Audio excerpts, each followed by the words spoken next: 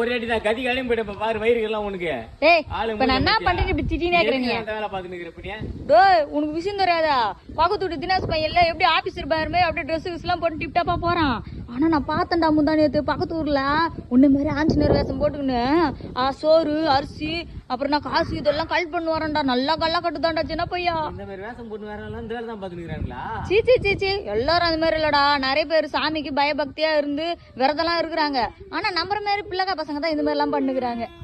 என்னடா என்ன ஒரு வருஷத்துல துணிட்டு போய் சுடுகாட்டுல பாத்துக்குவேன். நீ பண்ற பாத்துல என் பிள்ளைல வேற வந்து சேரும். அங்கதான் இருக்குது அம்மாவோட மாஸ்டர் பிளானே தெரியுமா? என்ன பிளானு?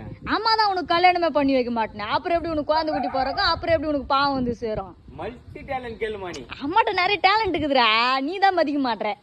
வா வா, அவன் வெளியூர் ஃபுல்லா காசு கலெக்ட் பண்ணானா நம்ம உள்ளூர்லயே கல்லா கட்டுண்டா. வாடா. அதான் வெளியூர்காரன் நம்ம மூஞ்சில காரி துப்பட்டா உள்ளூர்காரனே துப்பிட்டா என்ன சொல்ற? துப்பிடுவான் அவன். அதான்